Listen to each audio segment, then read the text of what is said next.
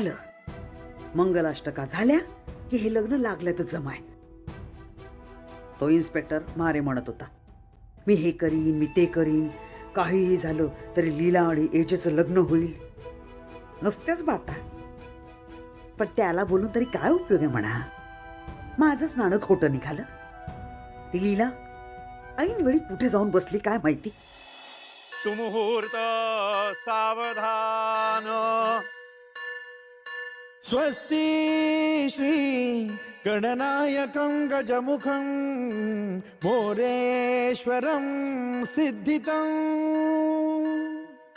बल्लाळो मुरुडं विनायकमहं चिंतामणी थेउरं. ठीक आहे ठीक आहे ठीक आहे. तुम्हाला आमच्या सासूबाईंचा चेहरा बघायचा ना? Okay fine. तुम्ही या स्टेजवर आणि बघा चेहरा.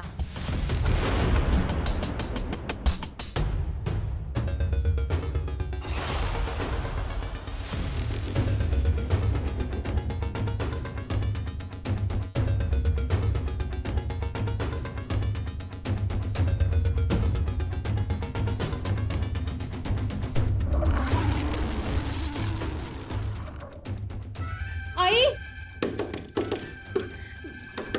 बाबा,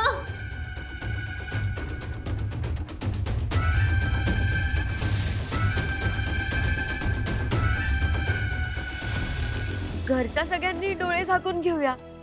चालेल ना गुरुजी?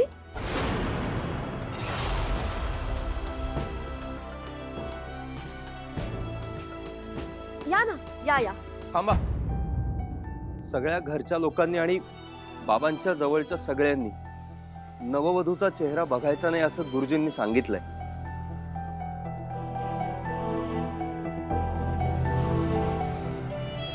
मला सांगा, तुम्ही सगळे बाबांच्या जवळचेच आहात ना? हो, मग लग्नाचे सगळे विधी पूर्ण होण्याआधीच तुम्ही आईचा चेहरा बघितला तर कसं चालेल?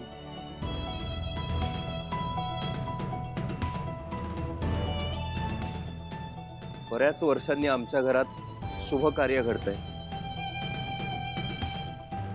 माझे बाबा त्यांचं आयुष्य नव्याने सुरू करताय.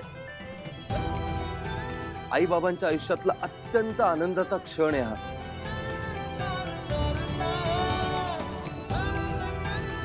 माझी तुम्हाला सगळ्यांना कळकळीची विनंती आहे, ह्या शुभ कार्यात कुठलेही विघ्न येईल असं काही वागू नका आणि आम्हालाही वागायला भाग पाडू नका.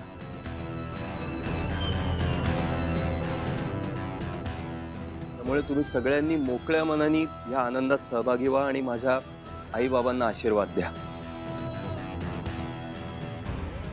मी तुम्हाला कळकळीची विनंती करतो, लग्नाचे सगळे विधी पूर्ण होईपर्यंत आपल्यातलं कोणीही नववधूचा चेहरा बघणार नाही. मी आशा ठेवतो तुम्ही माझ्या विनंतीला मान द्याल.